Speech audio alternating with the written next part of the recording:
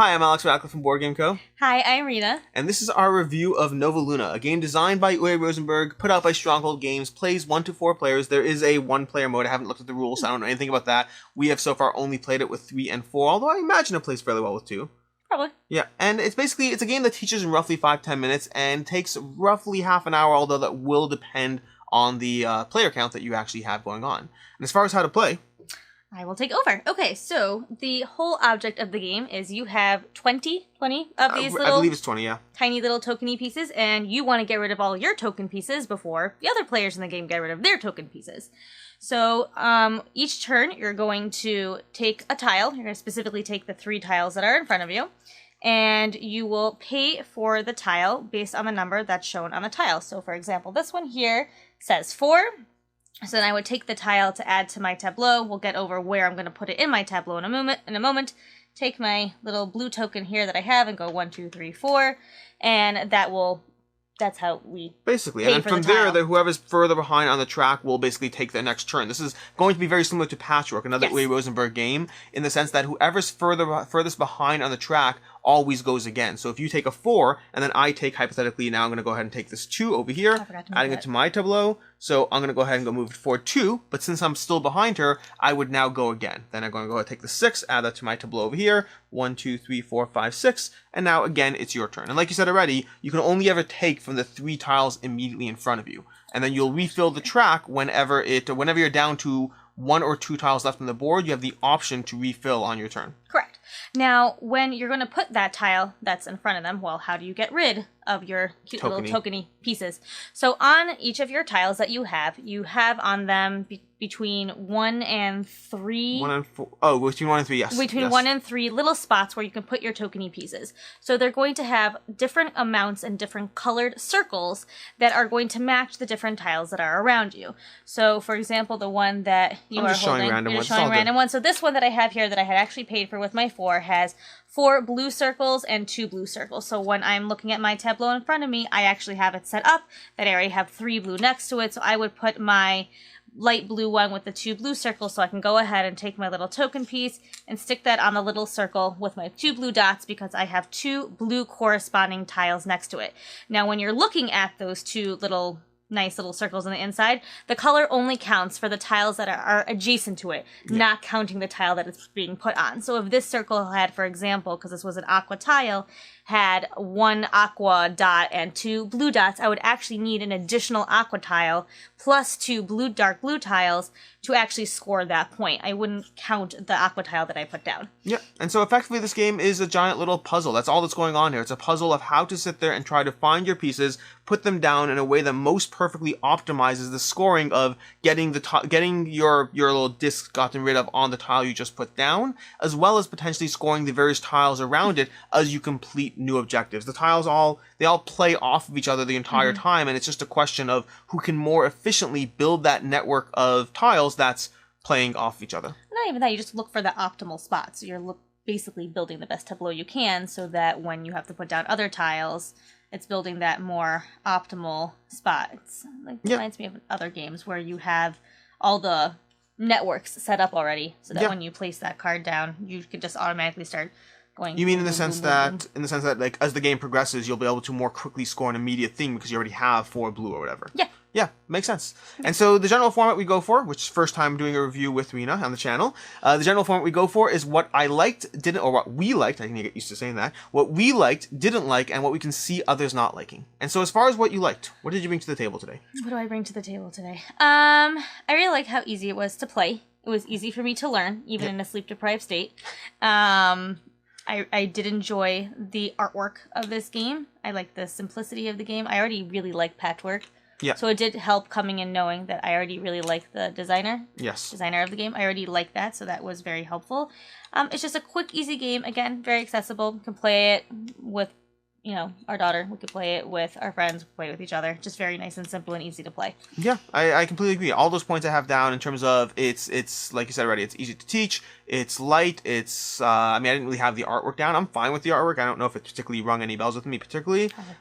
For me, I would say that the main thing for me is 2 things really. The complexity to depth ratio of the game, or I should rephrase that, the length to depth ratio of the game is excellent. This game coming in at roughly half an hour for the degree of meatiness that it provides, I really enjoyed. And then for me, my favorite thing ultimately is that puzzle. I love puzzles in games in general. Anytime there's an optimization engine of any kind, I love trying to figure out how to optimize around that state. And this very much, more so than Patchwork for me. I like this more than Patchwork. This is way more than Patchwork. But which one do you like more? But it's different than Patchwork. Because Patchwork has that Tetris element to it. This does not have that Tetris element at all. Yep. This is me just... Okay, well, but it's also, not a polyomino game for sure. It's not a polyomino game, but this one had also the difference is like with when we played it the very first time I ever played it, I took this one piece because I was like, oh, this has one aqua, so it's so easy to get, and then I proceeded for the next 3 rounds to not get a single aqua card. So it's a little bit different because in Patchwork you can play when you have that piece, you have a little bit more of the pieces to take that are different shapes, so you can kind of always work with whatever you're given. And I just sat there. I'm like, well, don't have an aqua this round. Don't have an aqua this round.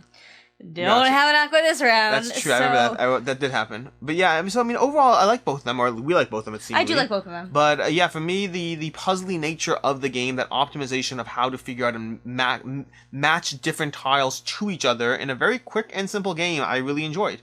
As far as what you didn't like, anything you didn't like?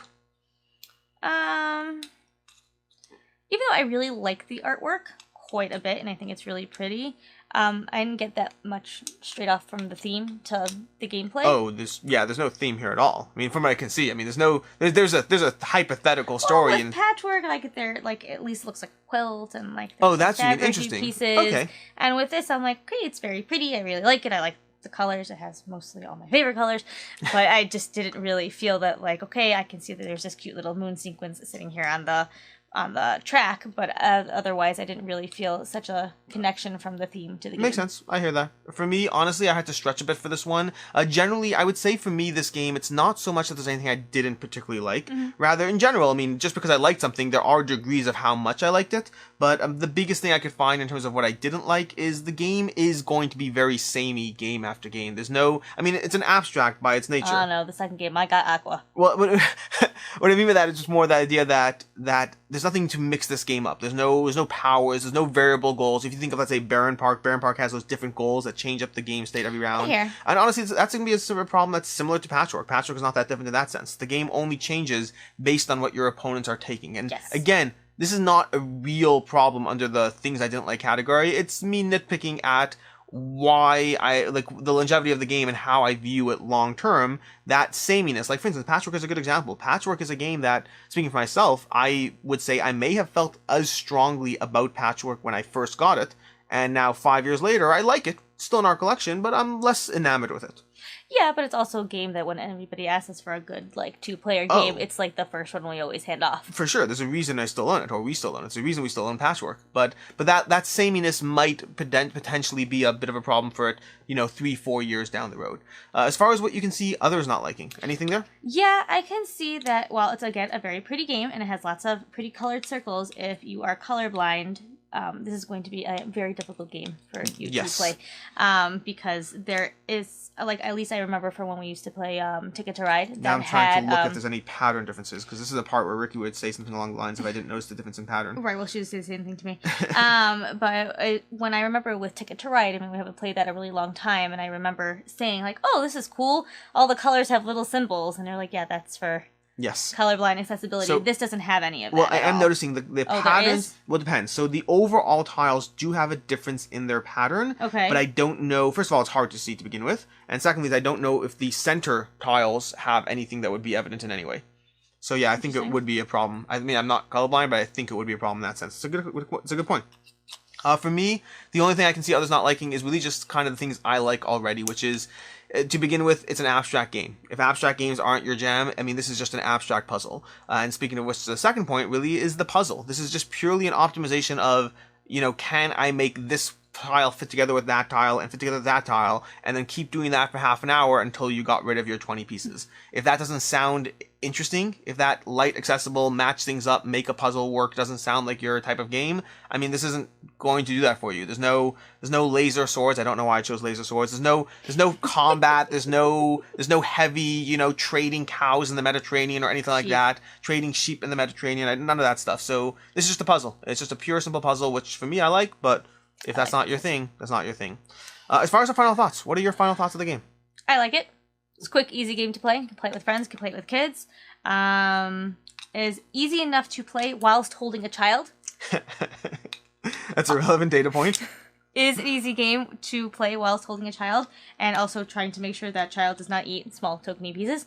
But you can easily play it, move away from the table if necessary, and come straight back. There isn't having to remember, like, oh, I have 15 cards and I need to attack one person.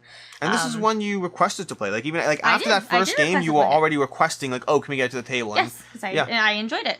Yeah, and that's relevant because, I mean, I play a lot of games, but the ones you request are fewer. It's a much smaller subset of the ones we actually play. That's true. But yeah, for me, final thoughts are going to be very similar. I like it. It's a solid game. It's not making its way to any of my top 10 lists. I don't know about you. Is it that strongly in your... It's a solid game. I really enjoy it. I think it's short, accessible. If someone asked for another couples game, I would highly recommend this. I have already. You have already? Yes. Oh, nice. I think it's great in that sense. It's a good, light, easy gateway game with a little puzzle that's very puzzly, as you might imagine puzzles are. Puzzly. But yeah, and past that, so yeah, for right now, we both seem to enjoy it. As far as staying in collection and longevity and all that, for right now, it is staying in the collection. For right now, staying in the collection. Longevity, I imagine, is going to follow a similar trajectory to Patchwork for myself, which is to say, I think this will stay for at least, a year or two just on its own merits in and of itself. And from there, I think it'll stay for a while after because of that accessibility. Games in this light, short range or whatnot that I can also recommend, lend out and all that.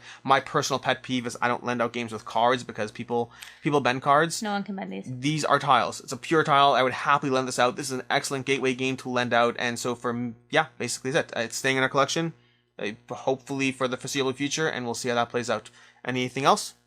Nope. That's basically it. That would be our review of Nova Luna, and that's basically it. I'm saying for the fourth time. I don't have a clear vibe of how to actually end things when I have another person next to me. So it's now I'm just gonna keep talking for a while until. I'm Rena. I am Alex Radcliffe, and until next time. Have a good one.